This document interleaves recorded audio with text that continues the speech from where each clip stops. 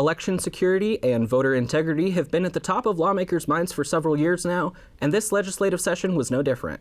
Secretary of State Phil McGrane joined me on Friday morning to run through which changes passed, which failed, and what voters need to know the next time they head to the polls. Joining me to discuss what happened with elections and voting this session is Secretary of State Phil McGrane. Thanks for joining us. It's great to be with you, Logan. So, Secretary of State McGrane, tell me a bit about how the session went for the Secretary of State's office. What came out of this year? Yeah, I think one of the big things for me is this is a start of a new role and a new job. So it's been an absolute privilege stepping into this role. And I just never imagined how consuming it would be to be involved with the legislature, especially just being there in the Capitol, in and among legislators. I think one of our big successes this session was I reached out to all the legislators at the beginning, and even if there were policy issues that we may not agree upon, I was really fortunate to have a good working relationship with legislators coming by, chatting with us. This year, just like in the past 2 years, House Bill 1 was an elections bill, which meant, we hit the ground running in terms of election policy discussions. But this year, I think overall it ended up in a really successful point in terms of voters. We made some improvements. We also ensured some things didn't come to fruition that were being discussed. And overall, I feel good coming out of the legislature. All right. Well, let's dive into a few of those policy proposals. When we had you on the show early on in the year, one of the big topics you talked about was putting together or possibly expanding Idaho's voter guide. Tell me what the voter guide currently has in it, what you wanted to add, and why that didn't go anywhere. Yeah, unfortunately, it didn't get to where we wanted it to, as you well know. One of the big things, the most common request we get from voters is they want to know what they're going to be voting on. Everyone, when they head to the polls, they know who they're going to vote for president, but they often don't know who their legislators are or who their county officials are or any of the other things that are going to be on the ballot. And so we want to get that information. Right now, the state provides a voter pamphlet that includes any initiatives, referendums, constitutional amendments, but doesn't provide candidate information. And so that was one of my priorities going into the session, was to talk about that. We did get the bill through the Senate. JFAC also, at least tentatively, seemed interested in funding it. But when it got to the House, we didn't get all the way through the process in terms of legislature. It's not an issue I'm done with because it is a really popular topic. We're looking at what can we do with the voteidaho.gov website. That's the main resource for people to register to vote, request absentees. There may be opportunities we can do more there. But I do think voter information and education is just as crucial as making sure we have access to the ballot. And so if voters come to you and say they'd like these resources, we want more information, why do you think lawmakers weren't so enthusiastic about creating this new guide? I would say probably one of the first things was just the expense. Along with that was a $750,000 request to fund that. That sounds like a ton of money, but when you're talking over 1 million registered voters that we need to produce it for, it actually, just covers what we need. I think that was one of the big things. I also think, there's a question about what the role of the state is. For me, I think it's important that we're providing information to voters. There are some lawmakers who feel like, no, there's plenty of private resources out there available for voters to access. And so I think that's one of the questions, and I think we'll continue to discuss, how can we do that right balancing act? But when I talk to voters, people want to make informed decisions. And so as a secretary, we're going to continue to work towards that. And so with that policy bill not being implemented, JFAC didn't give you the money to actually put this guide together. What else in your budget this year coming out of session are you excited about to put into use? I think one of the greatest things, and I really have to express a lot of appreciation to the legislature, is the investment that we're making in elections. One of the bills we had, House Bill 11 this year, was to say no private money should be funding our elections. That was a hot topic over the campaign cycle. During the campaign, we heard a lot about that. We heard a lot about Zuckerbucks and everything else, and so we said as a state, no, we do not want private money coming in to fund our elections. But just as important with that is making sure that the state does invest in our elections, and that's what the legislature did.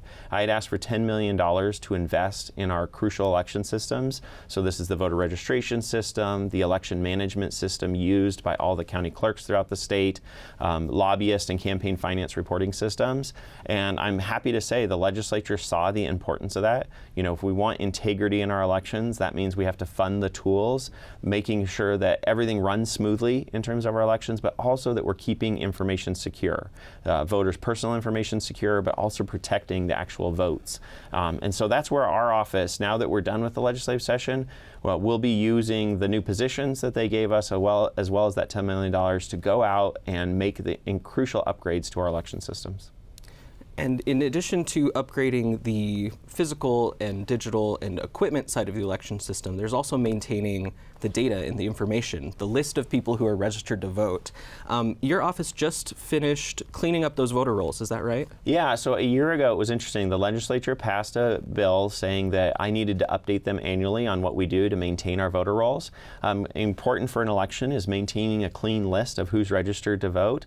That includes capturing anytime someone passes away, someone moves out of state, they're convicted of a felony, anything like that. And so routinely, our office, in combination with the county clerks, are going through and cleaning up those rolls. We do that process after every general election, as well as on an ongoing basis for some of those like vital statistics information.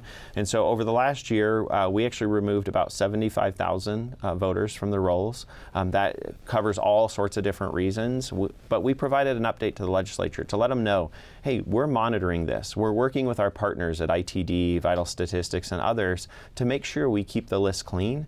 It's a hot topic nationally right now, and so I'm just proud to report that Idaho is doing its part to make sure we keep our rolls as accurate as possible. And we're very fortunate in Idaho to have same-day registration, so that it's just as easy on the other side to register to vote for anybody who's moving into our state. That brings us right to where I wanted to go next, was actually registering to vote. So there were some pieces of legislation, some policy bills floating around to change the ways that you can register, what sort of identification you can use. Can you tell me about those bills and what passed, what people need to know when they go to sign up to vote? Yeah, that was one of the big priorities for me, was just to clarify and clean up. There was a lot of information out there.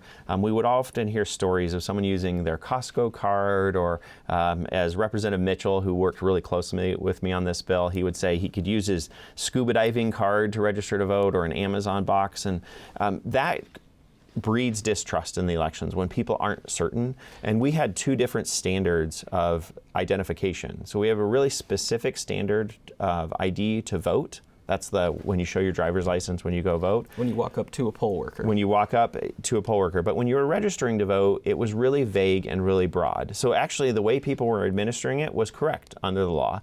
But we wanted to better align our ID requirements for voting with our registration requirements, and that's one of the key things that we did. Representative Mitchell and I worked really closely together to identify what are the types of ID to prove you are who you say you are. Overwhelmingly, voters use their driver's license. That shouldn't surprise anybody. But also, what types of documentation can you use to prove your residence? And it's a pretty comprehensive list. I mean, we were able to cover everything from really simple things like a deed of trust, or a utility bill, but even help address issues like homelessness and how does someone who's homeless register to vote, and we make sure that we have them captured properly.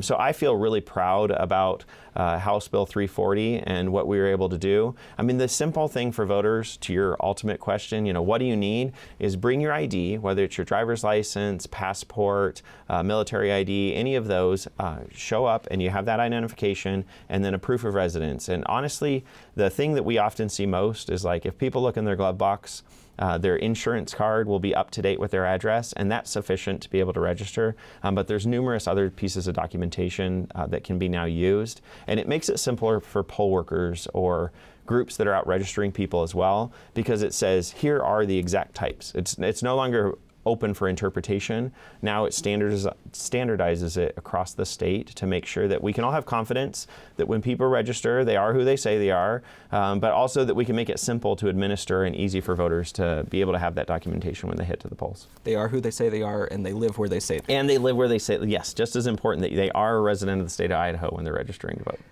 And a form of identification which is not able to be used anymore in Idaho is student IDs, correct? That bill got a lot of attention.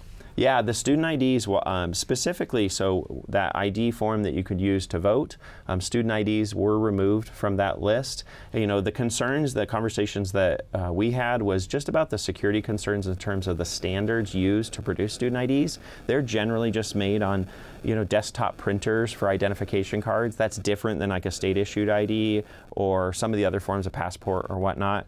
I'm happy to report, like, yes, that got a lot of attention on the student ID piece, but one, it was extremely rarely used. It was about 0.2% of voters were the ones actually using student IDs, but it's important to me to make sure we didn't deter access. You know, a theme that was often said by me on numerous bills throughout the legislative session is that we can have secure elections and maintain access. We don't have to restrict access in order to have security. And so House Bill 340 also included a free ID card to anybody who needed it, whether that's a student who needs a free ID card, or it's a senior, or anybody else, you know, just someone who's not able to drive.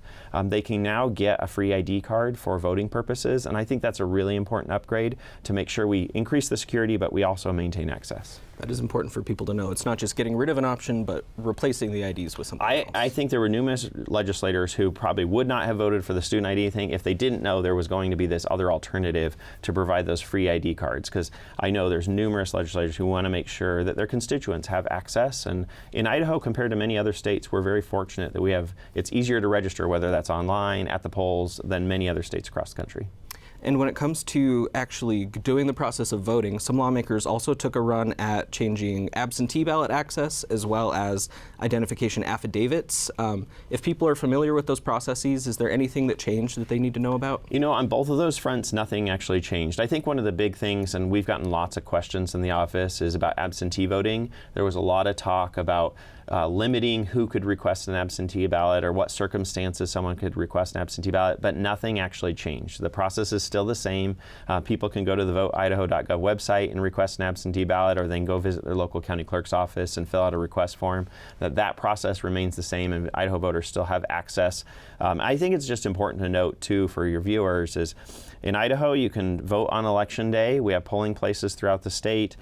You can vote early for the weeks leading up in person at your local elections office, or any Idahoan can request an absentee ballot. Whether they're voting here in the state or they're going to be traveling, they can make that request and vote in any upcoming election. Okay.